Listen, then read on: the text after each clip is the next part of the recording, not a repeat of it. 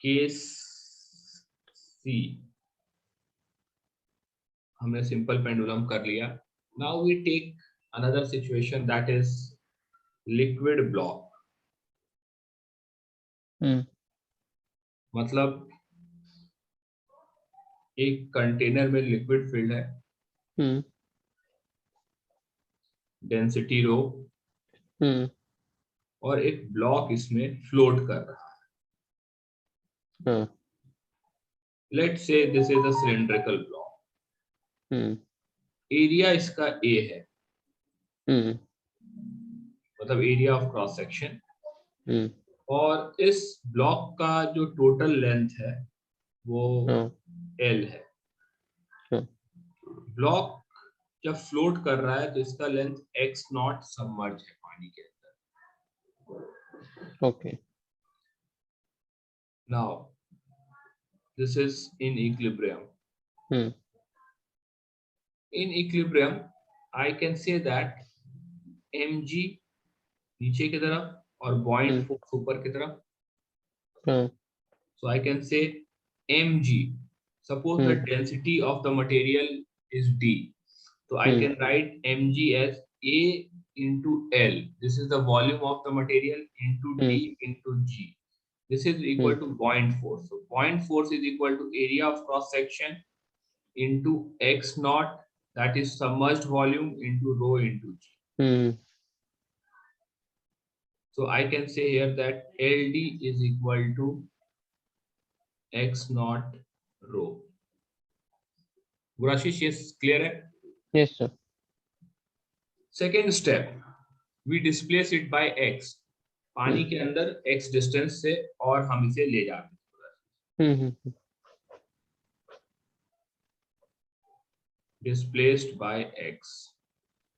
So यदि हम पानी के अंदर x डिस्टेंस से और ले जा रहे हैं तो ये जो लेंथ होगा ये बन जाएगा x plus x naught, submerged length. So यहाँ पे क्या होगा, नेट रिस्टोरिंग फोर्स जो होगा गुराशीष, that is downward force mg minus buoyant minus a x plus x naught rho g. So this is a l d g minus a x not plus x रो जी, जो आपने अभी बताया. तो net restoring force जो आ जाएगा गुराशी, that is A L D G minus A X naught rho G minus A X rho G. तो this term will cancel out. Right. Step 1. So I get restoring force as minus a rho g into x. तो मैं x से proportional कर दिया तो this is S H M. अब हम क्या करेंगे, एक्सेलरेशन जो हो जाएगा मास से डिवाइड कर देंगे, माइनस ए रो जी, और मास जो होगा वो हो जाएगा ए एल डी इंटू एक्स. तो ए गेट्स कैंसल्ड आउट. तो अब हम कंपेयर कर रहे होंगे. कंपेयर करने पे हमें पता चला कि ओमेगा की जो वैल्यू है वो rho G upon L D under root. So time period जो होगा वो हो जाएगा 2 pi under root L D by rho G. Okay. Let's come to the first part. In equilibrium, LD is equal to x naught rho. Yeah, right. तो मैं यहाँ पे LD की जगह पे इसे इस तरह से भी लिख सकता हूँ, x naught rho upon rho g 2 pi. So this rho gets cancelled out. Time period is 2 pi under root x naught by g. Again, it is equivalent to a simple pendulum of length x naught. Let's take another. This one you will try to solve. Case 4. Case D. Liquid column in U-tube. Suppose I have a U-tube. Both the limbs have the same cross-section area. Both the limbs have the same cross-section area. The liquid is filled in this. Like this. Area of cross section आप ए ले लीजिए, ये वाले length को L ले लीजिए, this length you take as L, everywhere the area of cross section is A, density of the liquid take at row.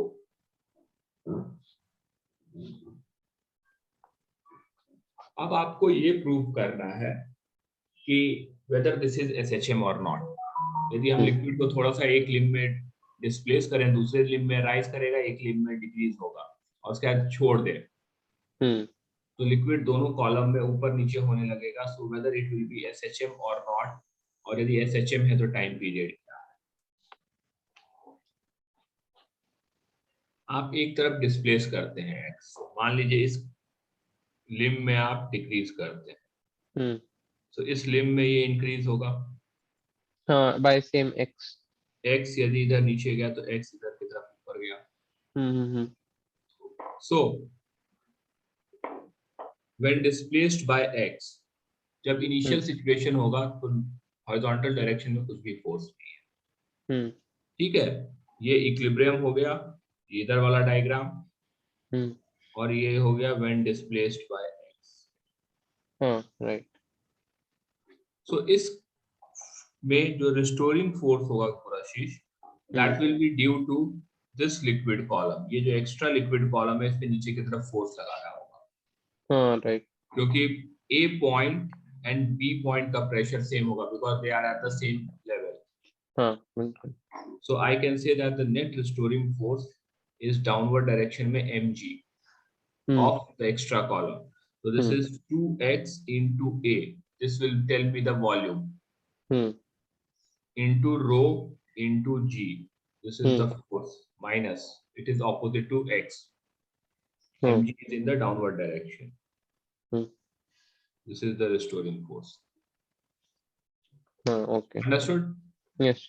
So restoring force आ गया तो acceleration हो जाएगा -2x a rho g divided by total mass of the liquid, क्योंकि पूरे liquid में motion में set हो जाएगा।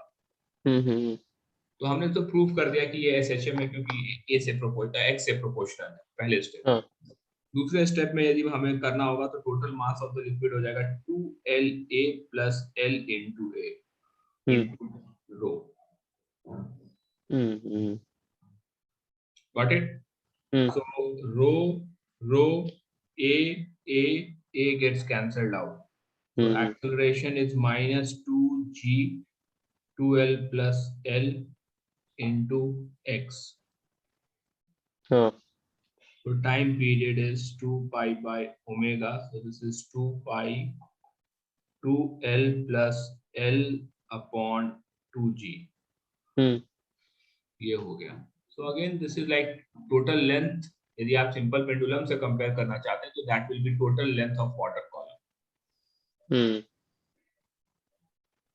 क्लियर है यहाँ तक?